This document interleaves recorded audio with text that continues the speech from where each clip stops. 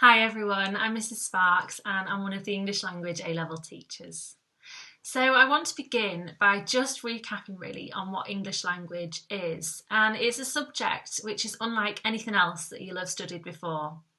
It's what we call a social science, and by that what I mean is it includes the following three elements. So it includes psychology, which is the study of an individual and the human mind and what influences their behaviour. It's a study of sociology, very similar to psychology, but instead we look at groups of people and how they function within society. And finally, it's made up of linguistics, which in simple terms is just the study of language. So if we have a look at the course in year 12, we begin by studying social groups. And what we do here is we actually think about ourselves as individuals and the way in which we speak. So if you think about your physical fingerprint, that's unique to you and nobody else in the entire world has got the same fingerprint. And it's very much the same with your language, and we talk about our linguistic fingerprint. So with that, like I say, we look at our own language and we think about what influences the words that we use and the way in which we speak. We consider things like a person's age and whether that has any impact on their language, a person's social class, their interests. For example, you can see some football fans there. Why is it that their language changes so dramatically from when they go to a football match to when they're in a professional setting to when they're maybe with their family? And so these are lots of really exciting questions which we think about. Then moving on, one of my favourite topics to teach is region, and that's the study of accents and dialects across the UK. And what we do here is we think about the sounds that are distributed and the words that are used in different parts of the UK, but we also think about some of the attitudes towards these accents and dialects and some of the stereotypes as well that are associated with different regional accents.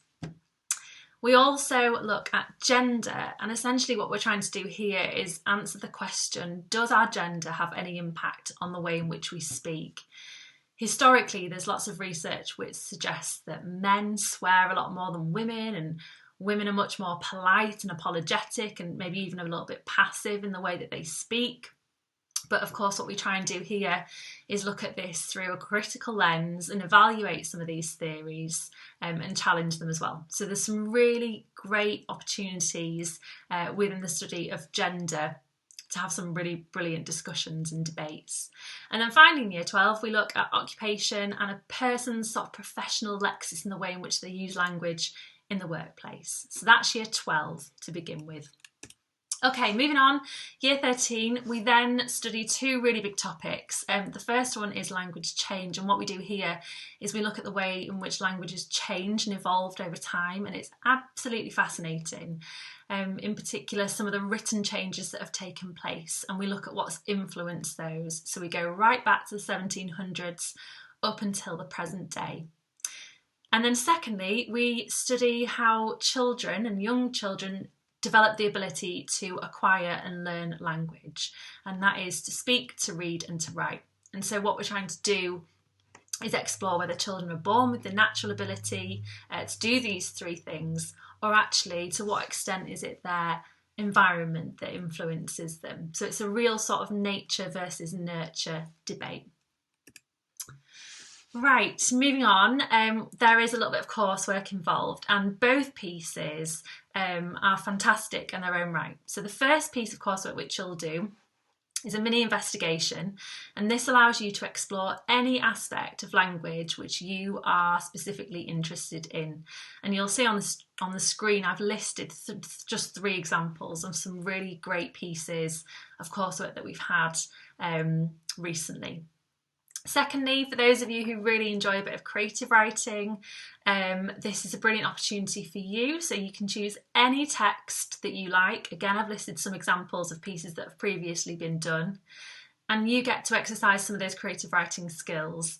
And it's a really, really exciting piece, again, which offers you lots and lots of freedom. So some really great opportunities for coursework there. And then finally, in terms of preparing for September, first of all, what we'd like you to do is go on to Firefly, and on there you'll find lots of induction resources and tasks. So that's the minimum that we'd like you to do. I know there'll be some of you who are interested to know if there's a textbook which goes along with the course. Now, you're not under any obligation or expected to get this, but if you would like to get it or look into it, I've put the textbook on the screen for you, which goes with the course. And then finally, just as an extra little task, if you would like to do this, it'd be great if you do. All that we ask you to do over the summer holidays is to collect a whole range of any texts. These can be emails that come through, it can be any social media messages from friends, any sort of takeaway menus from through the door. It can be any sort of text whatsoever.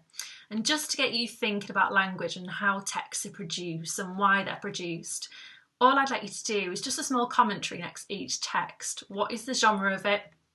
Who is it aimed at? Who's the audience? What's the purpose of it? What is it trying to achieve and to do? What is the mode? Is it spoken or written? Most of these are going to be written, of course, unless you decide to transcribe some spoken speech. And of course, the manner. Is it formal or informal? So I wish you all a very lovely summer, and we look forward to seeing you all in September.